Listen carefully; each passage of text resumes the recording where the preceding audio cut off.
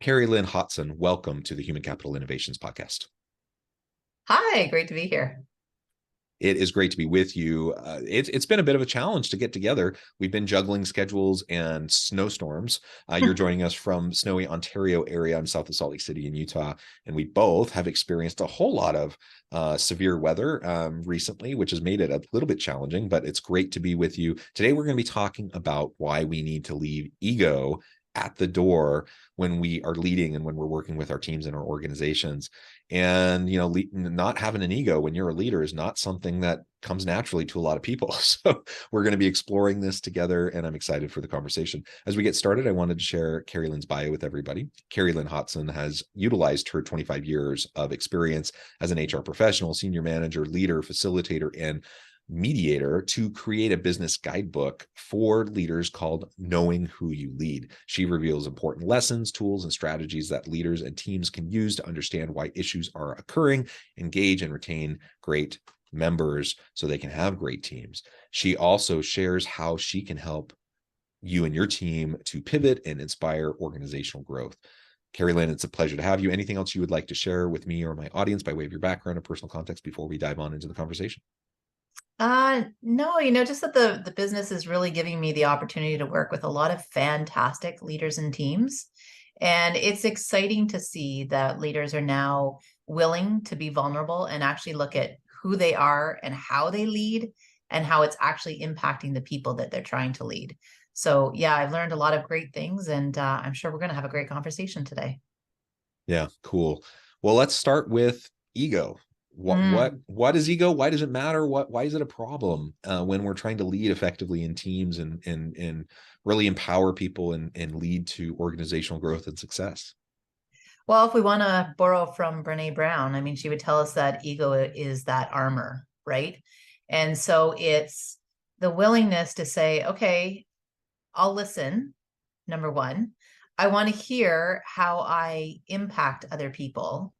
And then not getting stuck in defensive mode and thinking, yeah, but I intended this, but I was trying to do this. And this is, I get it. I'm sure you had great intentions. But ego is really about, can we put your intentions aside and learn about how it's impacting the people you're trying to lead? Maybe you're not meeting their needs. Maybe the way that you're doing it is actually making them feel less competent, less confident. And so really, that's what you need to hear, and then pivot, adjust, and figure out how to do that. Yeah, and that's hard for people to have that level of self-awareness and self-reflection. Especially for leaders who are, far along in their career. They've had a lot of experiences, they've had a lot of successes. They've been elevated, they've been promoted. They're there for a reason. They're smart, they're capable, they're talented. They've probably been successful in the past with teams, but the problem is, just because you've had success in the past doesn't mean you're going to necessarily have the same successes in the future, especially when you're thrown into a new context with a new team, because every situation is unique and different. And you have to be, have the intellectual humility to approach each of those situations anew and have the humility to be able to check your ego at the door and to have practice that critical self-reflection so you can recognize if what you're doing isn't working, it isn't resonating. And rather than just blaming your people, which is commonly what happens, take stock and step back and realize, hey, maybe something I'm doing that might have been great and might have worked in a previous context isn't working so well now. Maybe that's not just my people. Maybe that's me. Maybe I need to be doing something differently. When I work with a leader who's like that, it's a whole different ballgame than when I'm working with a leader who comes in guns a-blazing. They are very smart. They know it. And they kind of just expect people to fall in line because they know best. That's a very different game. It's a very different kind of atmosphere to work in. And frankly, most people don't like working in that kind of an atmosphere, right? Well, and there's your reality, right? And this is why a lot of teams and leaders are now coming to me. They're recognizing that, to be honest, we haven't really put a lot of thought to this. We haven't put a lot of thought to how we're leading or how it's impacting other people. But the reality is, it's all about employee retention now. And so we realize that if I don't do some work on this and put my ego at the door and listen and learn, people are not staying. And so very much it's about how do we change things? How do we change our approach to help employees feel? And I have an acronym, I say it's VISH. So this is what employees want in 2023. They want VISH. They want to feel that they're valued. I want to know that I'm inspired to try, to be innovative, all these things you have in your values, right? I love that.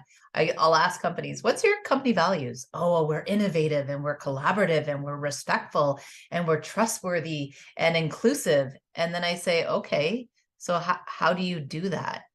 How do you prove that to me as the new employee? What do you do in your leadership that exudes that? And it's never to shame. It's never to blame. It's just to teach. And I love having those aha moments with leaders. And then, so the S is for support. I want to feel supported, which means you have to get to know who I am and figure out what my needs are. And then I want to feel heard. Please don't tell me you're a collaborative and inclusive organization. And then, like you said, you just gave us the example of the leader who dictates or is authoritative and tells you and expects you to lead. Well, that's odd, because that's not the company I thought that I was coming into. That's not what I read about on your website. That's not who you profess to be.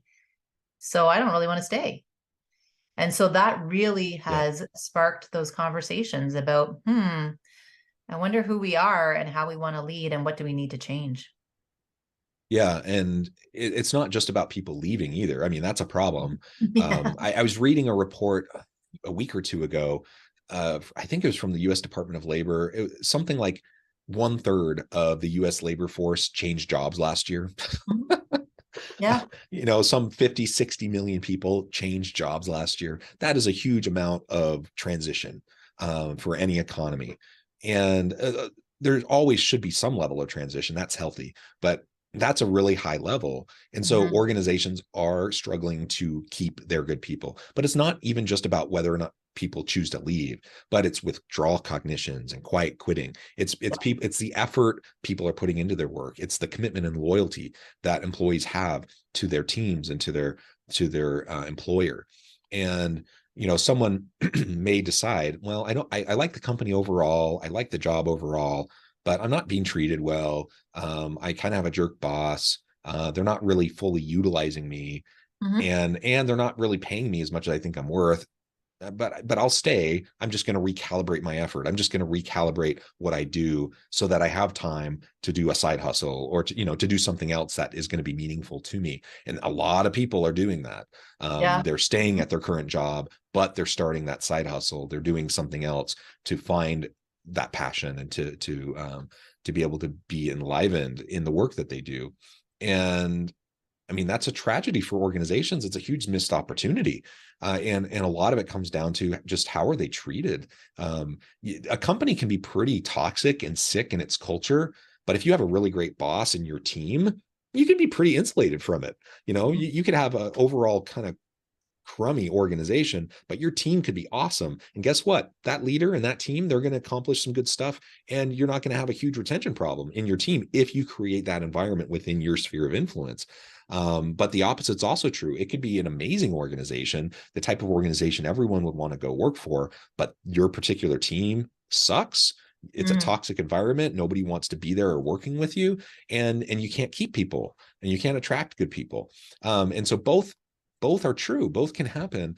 And it just is a reminder that leaders, line leaders, supervisors all the way up through the various levels of managerial leadership roles in organizations, they play a really huge part in creating that environment that is going to either set people up for success or set them up for failure. And that's going to influence things like quiet quitting, things like turnover, intentions, and all that sort of stuff that's going to cost the company in major ways. And so much of it just comes back to the ego. Because I don't expect my boss, whatever organization I'm working with, I don't expect my boss to be perfect. I don't expect him or her to always make decisions that are in line with what I think. I don't expect them to have a perfect strategic vision that always aligns directly with what's happening in the world. Like, things happen and things aren't perfect and things are messy and people get it. They don't expect that. What I do expect, though, is I expect a boss, a leader who's humble enough to seek input openly, be transparent and open in your communication, seek input from other people, openly share your decision-making process and why you're coming to the decisions that you're making, share your why, all those sorts of things. And then if a problem happens, if a misstep occurs, to own it and say, that didn't work. That didn't work the way I had intended. And to own it, rather than what often happens when people have a big ego, they just can't. They can't take responsibility for it. They can't own it. And they start to blame shift, and they start to look for other people to pin it on, scapegoats or whatever, so that they can maintain this facade of, their power and their control and their expertise. And people aren't stupid. People on your team know when you're gaslighting them. People on your team know when you're throwing them under the bus. And that's going to erode trust. It's going to erode your ability to be effective as a leader moving forward. Yet that is the problem that we see over and over and over again in so many organizations and so many teams. Even when people listening to this say, yeah, that's terrible, we don't want to do that, yet we fall into the trap over and over and over again. So that's a great segue to a lot of the work that I'm doing. I do a lot of one-on-one leadership coaching. And I think sometimes it comes down to assumptions and presumptions. People assume you have a really big ego. People assume you don't want to listen.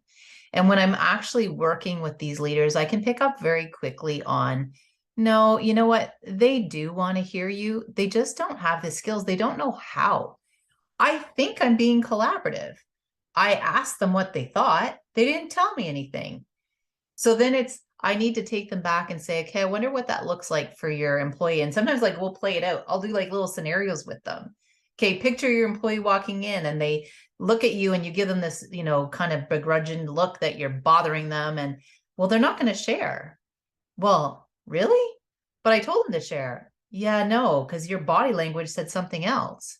Or in the meeting, you're asking for input, but you asked for 2 seconds and then you spoke for 45. So were you really collaborating? And we can have a lot of fun. I can get beyond those egos. We can crack that pretty quick, because the leaders themselves, all they want to do is feel valued, inspired, supported, and heard. It's the same thing. So when I sit with you as a coach and I hear you and I'm here to support you, and then we start to see where you get value because people are kind of excited about it, guess what? Now you're inspired to try something else. Oh, I'm going to try that with this employee this week. And then they go and try it. And then we talk it through. I'm really happy to see organizations are finally saying, we can't keep telling people what we expect them to do and then give them no tools to do it with. It's not fair. Here, read this book and become a better leader. How? I don't know what to do. When I try it with real humans, it didn't work. That's because we got to figure out who you are, and then who they are, and then who you are as a team, and work through all those processes. That's how this really works. And then we'll inspire organizational change and retain employees and all that stuff. But we got to do this first. But it's fun, and I'm happy to see people are finally trying it. Yeah. And you really do make a good point. It has less to do with the intentions, and it's just the perceived reality. And it doesn't have to be the actual reality. It's that perceptions do rule, though, when we're talking about trust, when we're talking about communication and mutual accountability and those sorts of things. It really does matter. I'm a believer that most people are well-intentioned individuals. Most people don't wake up in the morning thinking, how am I going to, exploit my workers today? Right. That's not something that I think runs through most people's minds. They want to do right by their people. They want to be successful, etc. But they lack the tools. They don't have necessarily the competencies to be successful in this particular context they find themselves in. Sometimes they lack the self-awareness to know, what they're doing and how that's impacting the people they're interacting with. There are some people that are truly toxic that, and we all have examples of those people. 100%. Yeah. And I won't work with them. That's not what this is about. Yeah, there are those people, but most people I think are really trying, but they don't know how. And that's where, a lot of the work that you do comes in, and there's lots of people that do this work to help people be more successful. I'm thinking of one particular leader. Again, I think intentions were really good, but my goodness, kind of the lack of emotional intelligence and just being able to read the room, and the one experience that I'm thinking of, is kind of this executive meeting, all the leaders, all the senior leaders in this room, and there's this really challenging issue that they're facing, and the meeting's called to be able to kind of tackle this and work through it. Now, a couple things are happening as this meeting starts. One, this isn't starting fresh. Like, there's a track record. So there's a history. All these people have been working together for a long time. So everything that has happened up to this point is informing what all these leaders' perceptions are of this current situation. So that's one. Two, you get into the situation itself and you have a well-intentioned leader who wants the input of their people. But, in this situation, he sits down and he frames up the problem and he says, I really need to get your input. I really want to know, what you think is the best thing to do. But let me start by telling you what I think the best thing to do is. Exactly. 100%. And then he commences to take 20 minutes to explain it. And then immediately he asks for input, and a couple brave souls speak up and they say, well, I'm concerned about this. And he immediately shuts them down, immediately. Well, and then after that, of course, the whole room is silent. Nobody's going to speak up. Nobody's going to say anything. And the intention, while a good intention, was not implemented. It was not facilitated well, and it completely shut everything down. And ultimately, it was not a great decision, not a great approach, didn't have the buy-in of the people, like all those other problems that come from it, all because this person just didn't know how to do it, despite whatever their good intentions were. And it comes back to what you were describing earlier. And those are the types of things that if we're self-aware enough, then we can get coaching. We can go through training and educational programs. We can get mentors and advisors, and we can practice things, and we can self-reflect and journal and do different things to help us improve over time. It is possible. I do believe that everyone has potential to improve their leadership capabilities, but it's not easy, especially if you're deprogramming a whole lifetime worth of, toxic or unhealthy or just, unhelpful and unsuccessful kinds of behaviors. So as a mediator and coming from HR, so one of the things I'm really doing to encourage organizations, so your scenario, perfect scenario, right? So we have this meeting, it didn't go well. That leader doesn't really know why it didn't land well. They might be conscious of it, nobody talked, but they don't know why. So then what we do as an organization is we say, so John, I just want to give you a little bit of feedback. People are finding that potentially you're not very approachable, or that you're not open to ideas. But I'm not going to give you for instance, I'm not going to give you the time and date that it happened, because I'm worried, I don't want you retaliating. But the problem is you have no idea what I'm talking about, because you didn't have that awareness that in that particular meeting, it didn't work. So you have no way to frame it, and you don't have any way to fix it.